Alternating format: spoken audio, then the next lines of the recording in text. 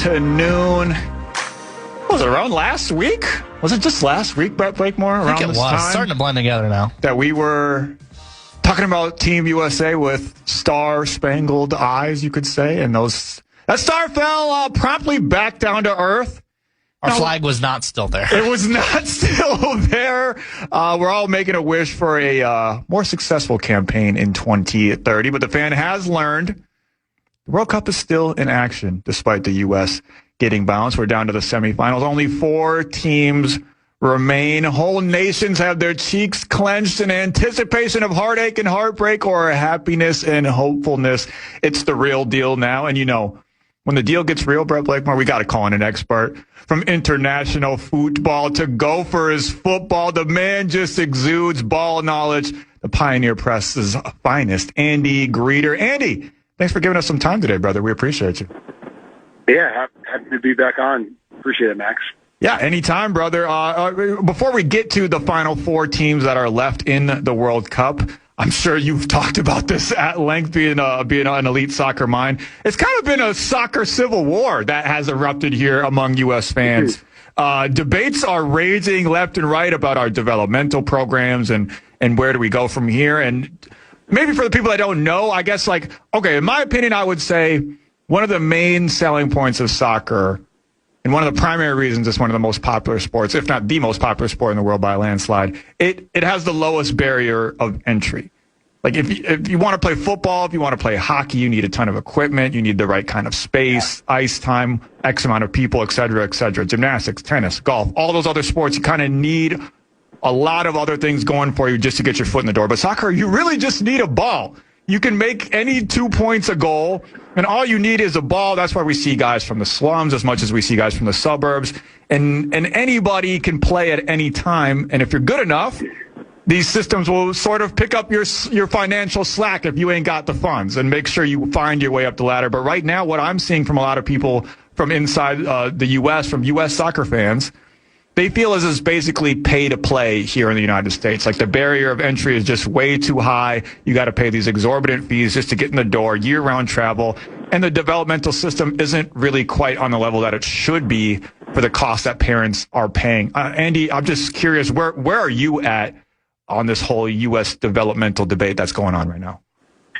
I think that it's a byproduct of the specialization that we see across this country, right? I think it's not just about soccer, it's about every sport and the high demands from parents and coaches to have your son or daughter specialize in that sport early on and not have them be eclectic and play multiple sports and learn different body movements and different life skills.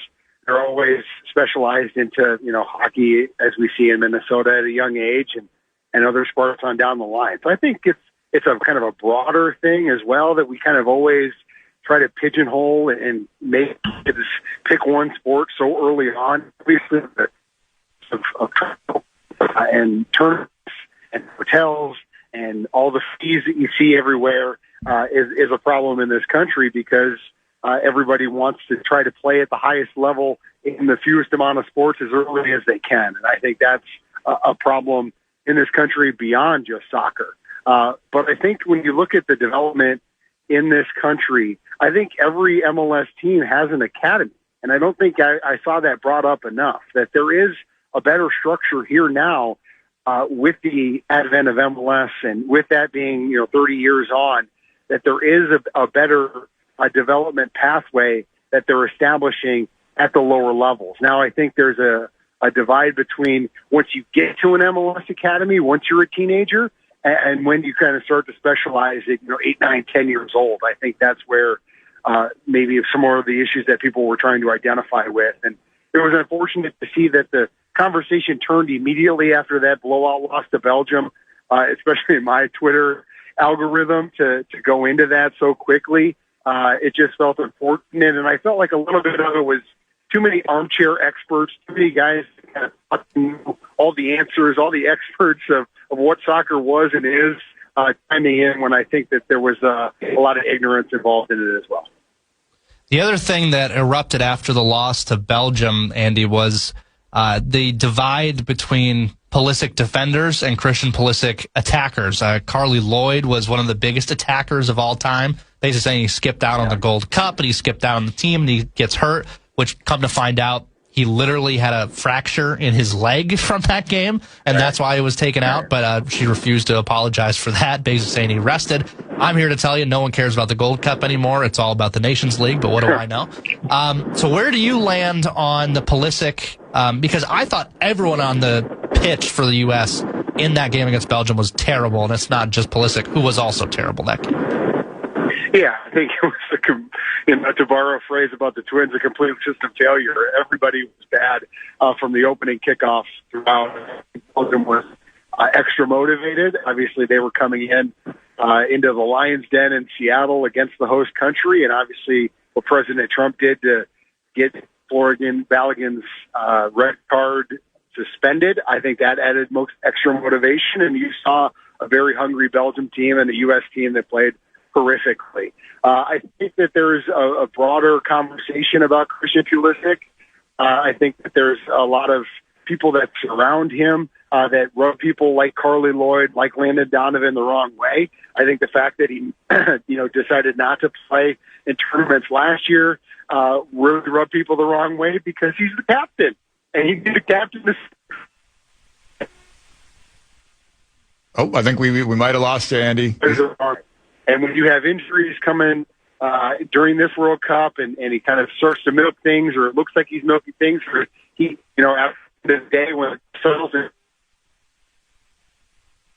Oh, I think Andy's going through a rough patch on his drive right now. Yeah. Andy Greder of the Pioneer Press. He's breaking down the World Cup eloquently. Maybe we should pause a little bit here and then try to get Andy back on track. Brett Blakemore, I got a lot more to ask him about the World Cup. If not, we got plenty to talk about. Brett Blakemore, we still got UFC, we got the Minnesota Timberwolves, we got a bunch of stuff on deck. Couple more segments of 9 to noon to go. We're going to take a quick commercial break. Try to get Andy back after this. How many people said no for this show to happen? It's worst case.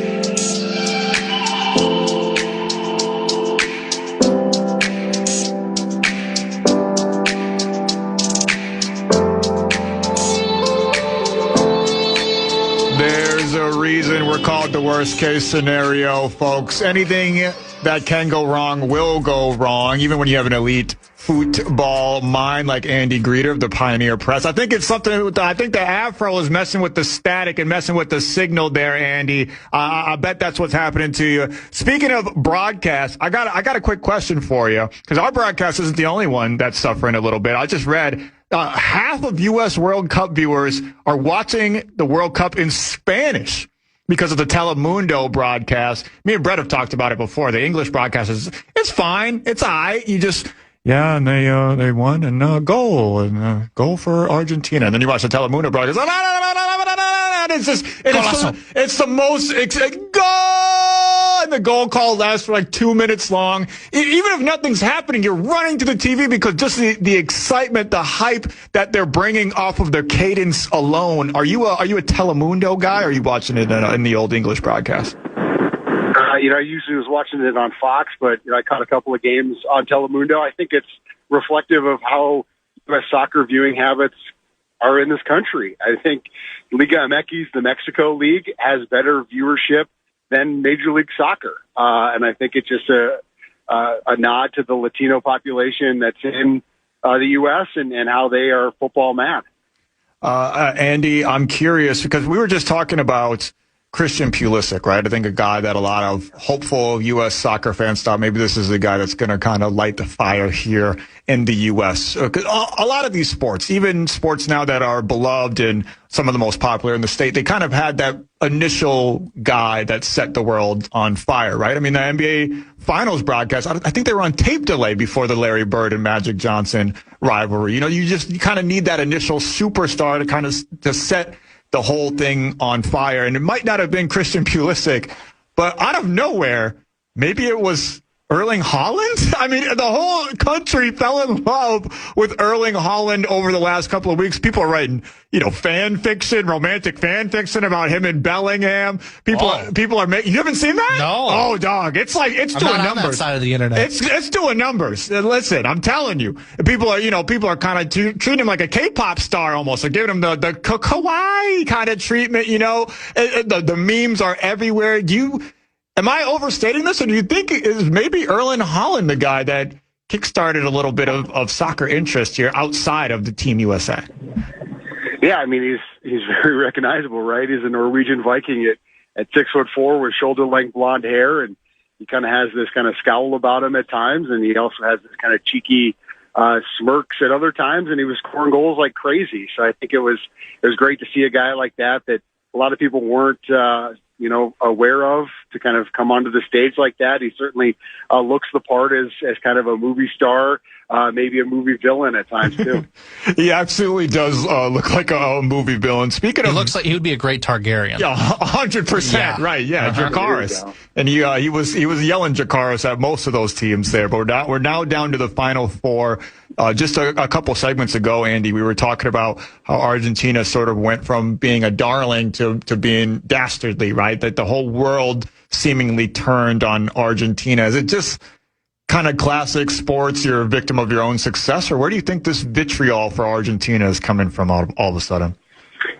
Well, I think they play in kind of I wouldn't say dirty, but a little bit cheap, a little bit aggressive, and I think that people get tired of people that are on top, right? I think people want to see underdogs, especially the neutrals that are in the U.S. I don't think everyone wants to see the same teams every time, and I think they kind of feel like, well, maybe they got some calls that they maybe shouldn't have got. Are they getting some preferential treatment? Is FIFA kind of tipping the scales in their favor? I think we've seen a lot of that at other stages in this tournament, with Ronaldo having his pre-World Cup red cards rescinded, the Florian Balogun situation. I think there's just a number of things that kind of point to, maybe they are getting some preferential treatment. I think that might be part of the reason that people are maybe anti-Argentina like they weren't 4 years ago. Just taking a step back here to a couple rounds ago, unfortunately, would you say that this was a successful World Cup for the U.S. men's national team? I think it was just kind of status quo. I think people were looking to see if they could take the next step and do something more. So I think it is a letdown. I don't think the round of 16 is what they have historically done. So I don't think it was a positive. I think it was kind of just status quo, and I think everyone wants to see this game grow in this country, and the fact that they're not able to do it in a home World Cup with a lot of players that are playing in Europe that are in their prime, I think it was a letdown overall. Andy, we're down to the Final Four. The semifinal starts tomorrow with France versus Spain. Wednesday, we get England versus Argentina. You're an elite football mind. I want to just kind of run through the teams here. Give me a reason why Spain will win against France and why they won't. It's going to be France. I just think they've been an absolute juggernaut in this tournament. But if there is a reason to do it, they've got a very good midfield. They've got a midfield that's playing at some of the biggest clubs in the world. So if there's a way that they can, kind of control things in midfield and get enough from their strikers, I think they'd be in a good spot. But I think France is the overwhelming favorite in my book. And why is France so dominant? I mean, obviously, they're approaching possibly their third straight World Cup final. They have Kylian Mbappe, right? Inarguably a top 5 player in the world. But what is it about this iteration of the French, Les Bleus, I think they call themselves, that makes them so dominant? Well, I think it's, Kylian Mbappe, obviously he's the superstar, but it's Michael Olise, who is, I think, 1 assist away from breaking Pele's record for most assists in a World Cup. He's been the table setter. He's been the playmaker that's been setting up Kylian Mbappe, the Bayern Munich midfielder. So I think if he's able to kind of create for Mbappe, I think that's where the real danger lies, is it's not just a one-man show for the Frenchman. What do you think of the other side of the bracket as far as England is concerned? It's every time we go to a World Cup and we see England, it's an all-star team, and they bring on people from the bench that are also all-stars. They don't reset, they reload. What do you think of this England club going into the semifinal? Oh, I think the England club has been mostly underwhelming for the most part. They haven't put together a great showing so far this tournament. I think their game at Mexico at 7,700 feet elevation at Azteca, having to survive a red card for the last half hour, and that game just had it all. I thought it was just a complete gutty performance, and then, kind of outlasting Norway on Saturday. I think that I think they're going to beat Argentina and make it an England-France final. And if England is able to put together a whole game, I think it'll be really dangerous for the French. Well, yeah, you preempted me there on my next question, Andy. So you got France versus England in the final. Who takes home the trophy this year? I think, like I said, I think it's hard to argue against France. They've shown themselves to be the most complete team all tournament. But, to Brett's point, I think England is a star-studded team. And if Harry Kane and Jude Bellingham can do it together in the same game, obviously they've kind of been rotating on who the star man is for the three Lions. If they're able to produce at the same time, I think they'll really give a challenge to the French. But it's just hard to argue with what France has been able to do in this tournament. They've just been running ruckshot on everybody.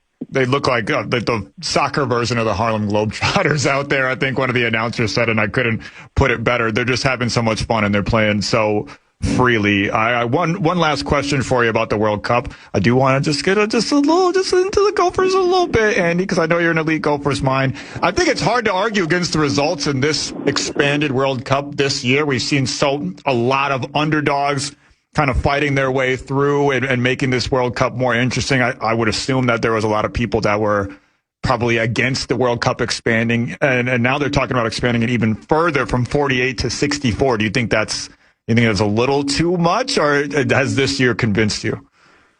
I think it's too much too quickly. I was skeptical of how much quality there was going to be able to be in this tournament, and where there's going to be a lot of blowouts.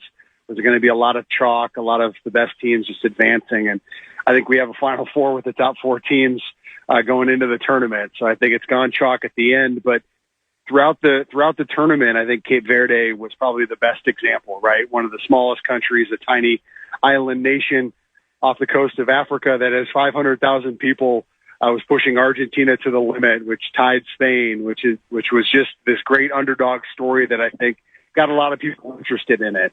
But I think there's a thin line between kind of creating an opportunity for underdogs and just watering it down too much where it doesn't even matter anymore. I think one of the gripes that I've had with this World Cup is a lot of times they say records like this is the first time that blank has happened. And it's like, well, yeah, because like we talked about, it's watered down with less competition. More teams are in, more teams are able to make it deeper into the tournament. So when you say it's the first time that X has happened ever, well, it's like, well, this is because it's an expanded tournament. We're talking about apples and oranges. And I think when you kind of strip away that context from kind of some of the things that are happening in this World Cup, it does kind of water it down. And I think 64 is going to be too many. Obviously, there's 200 plus members in FIFA, and obviously we see playoffs expanded in all sports all the time.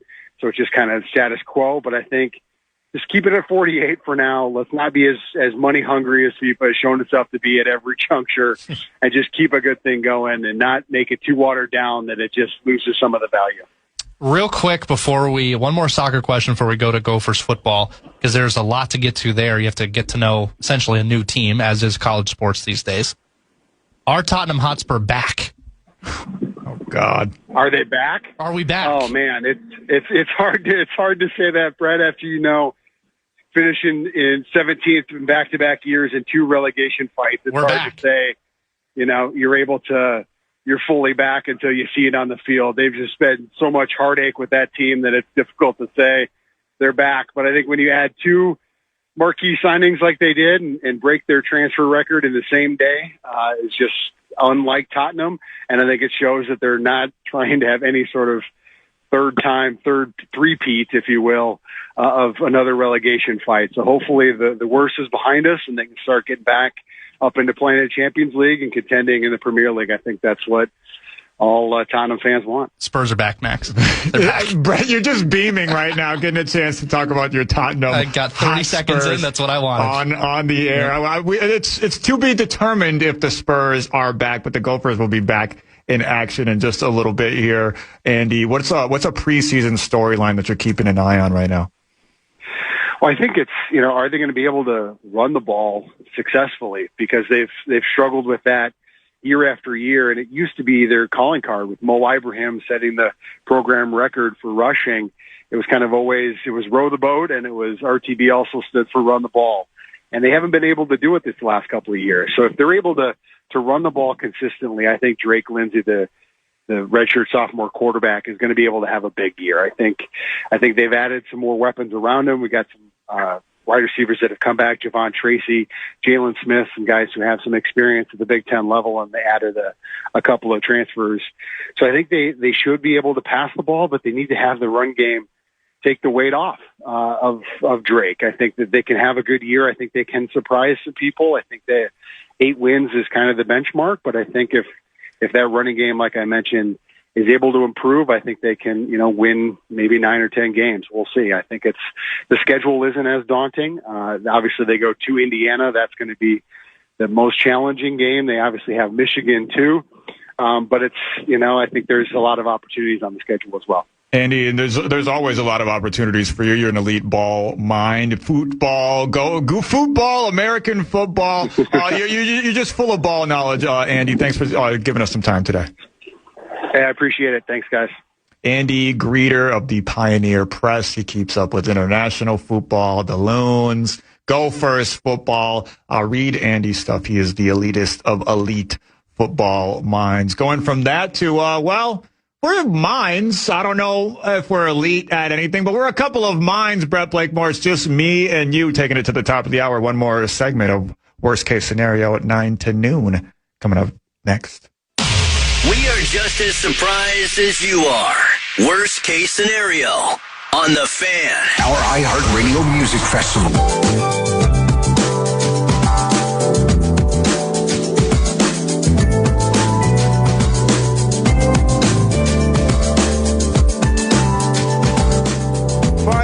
Segment of 9 to noon, Worst Case Scenario edition. Brett Blakemore. Brought to you by Owl Roofing. Post-game show, last segment of the show, Owl Roofing. Thank you, Owl Roofing. You're still not going to do a rap, are you? Somebody on the text line was asking for it a little bit earlier. They wanted a freestyle rap battle. It's not. Oh, I came to the wrong place. Oh, sorry. One of these days, Brett Blakemore, one of these days, we're going to get you to spit some bars. I don't know how. Yeah. Nordo can teach you. I would assume that it's going to be back to usual tomorrow. Are you aware of the schedule tomorrow? Me and Alec Lewis. You and tomorrow. Alec Lewis tomorrow. That's super. That'll be super exciting. So if you didn't get your Vikings fill today of whether or not Kyler Murray is going to be the starting quarterback, then we'll cover it all tomorrow. Oh, yeah. YA and Double B got you covered. Just want to say thanks to all the listeners that are chiming in on the text line, 64686. We started out the show asking people about who would win in a fan Royal Rumble. We still have a plenty of those texts to get to, Brett Blakemore. But speaking of keeping in touch with the fan base, on Wolves Twitter over the weekend, because it was kind of a renewed conversation with the LaMelo Ball trade finally becoming official. I believe there may be a press conference sometime this week introducing possibly LaMelo Ball to said Timberwolves fans. It reignited the conversation around the trade, around Naz Reid, and I saw at least a handful of tweets of an interesting little debate here that I'm curious to hear your opinion on. Sorry. Yes? I just had to laugh at this text. Someone said, weird, tune into KFAN and Max, of course. First thing he mentions is rap battle. Come on, dude. Your entire personality is your skin color. Nordo, white man, spoiler alert, raps at the end of every show. That's why that subject came up. Thank you for texting that in. Listener, Brett put the counter down to 0 on days that people were not weird about me being a black man on the air. Anyways, there were people debating on Wolves Twitter whether or not Naz Reid's number should be retired by the Minnesota Timberwolves. Naz Reid's vaunted number 11, if he should be retired, that jersey should be hung up in the rafters. Nobody else can don the Naz Reid 11 jersey. And I think it's on surface level, I think a lot of people kind of making the face that you're making right now, Brett Blakemore. Kind of like, I don't know. I love them. We love the story in this town. We do. It's the most important thing is the story. It doesn't matter if it's best for business, if it leads to championships, or if it's just the right thing to do. The story is the A topic because that's what we are. We're heartwarming people. Exactly. We love the good guy. We root for the good guys. We root for the people that choose us. We root for the story. Exactly. Like, let's bring, for instance, we could have brought Anders Lee here. He's one of us.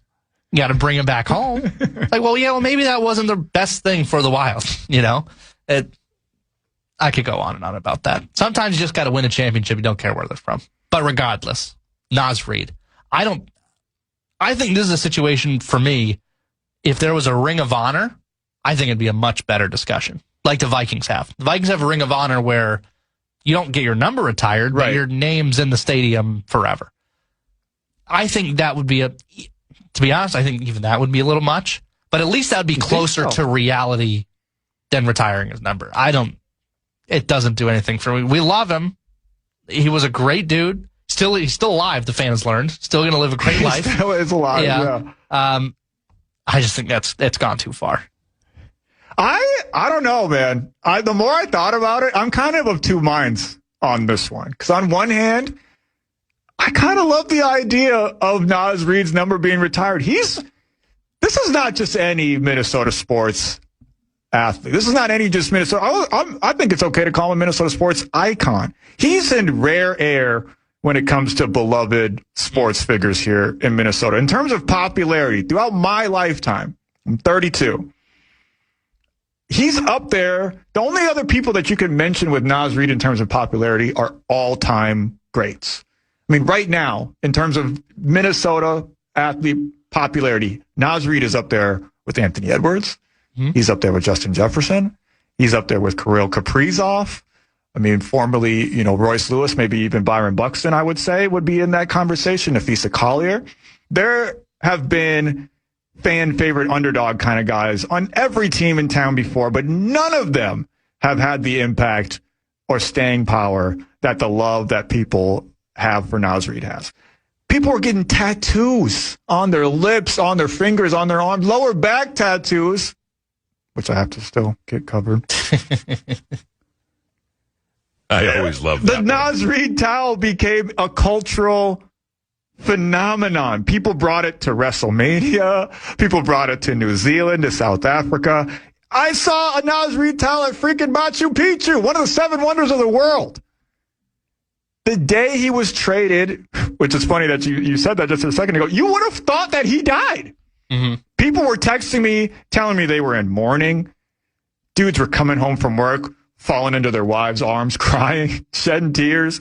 Women were taking half days from work to sit and listen to sad music in their car, in the room, in the dark. Parents were sitting their children down to have the talk, not the birds and the bees, but that Naz Reid has been traded. It was devastating to the Minnesota. A basketball player and a GM love each other very much. Sometimes they don't see eye to eye. They still love you. Yeah. But that's a kind of love that is rare. It should be commemorated. I absolutely would love it. I wouldn't be opposed to it. And I think retiring his jersey is kind of a perfect way to immortalize what was a once-in-a-lifetime kind of relationship between Naz Reid and Wolves fans here in Minnesota. But also, on the other hand, I kind of love the idea, we talked about it a little bit off the air, of Naz Reid's number almost being like a mantle that is passed along, like Batman or Spider-Man. A lot of those superhero movies, the underlying message is that, hey, anyone can end up being the hero. Anyone could be the next Naz Reid. So I kind of love the idea that spiritually the next person to wear number 11 would become the successor to Naz Reid. Naz Reid Part 2. Like the number will maybe bestow some kind of powers on the next guy, and he will try and rise and take on the mantle that is number 11. And Naz Reid can transcend being a person. He can be an idea, a concept even. I kind of love that idea a little bit more. Wolves fans said, I never got to thank you. And you'll never have to. I love it, man. I'm okay with it either way. I know a lot of people are saying PST, this is insane. A lot of people are disagreeing in the text line right now, but it was a pretty spirited debate on Wolves Twitter, and I think a lot of people were for it. Now, granted, my algorithm is probably geared towards the most hardcore of hardcore Wolves fans that are agreeing with this take. I'm okay with it either way. Listen, I'm not going to stand outside Target Center with a sign. You know, I'm not going to be glue girl and glue myself to the court or chain girl and chain myself to the rim.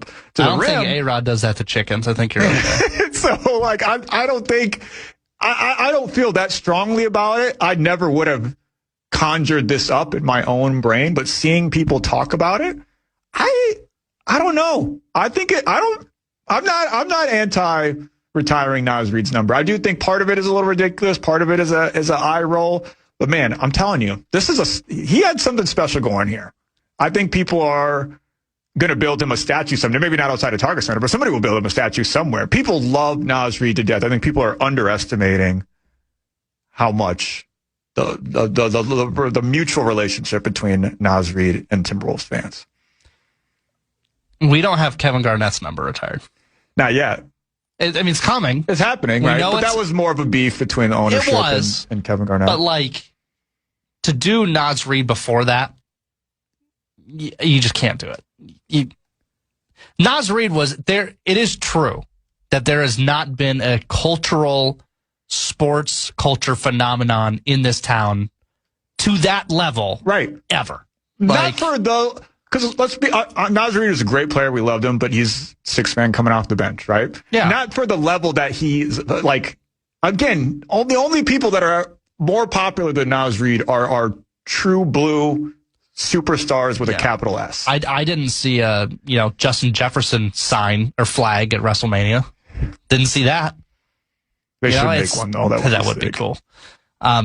I don't know. I mean, I love the optimism. I love just that's the story, and he was great. Like, none of it is despair. I don't think they should have retired Mikko Koivu's number. I thought that was ridiculous. Whoa! I think you've got to do something great to have your number retired. Like, that's a big deal. And Koivu was just around. He stayed here for a long time. He loved it here. That's fantastic. He's a Ring of Honor player. He's not a retire your number player. That's got to be like you win a ring. Then we'll talk. You know what I mean? Yeah, I get that. I totally get it. Is there a Naz Reid equivalent for the Minnesota Wild that you would be making this argument for? Or no, you're ring or bust kind of guy. You don't get the jersey. You don't get the number retired unless you get a championship. No. I mean, the closest in my mind would be Parise just because he scored, and he had a lot of the offensive, but I don't think he should have his number retired either. I think from a cultural perspective, I think so many people love Marcus Foligno, the way that he plays and his personality off the ice.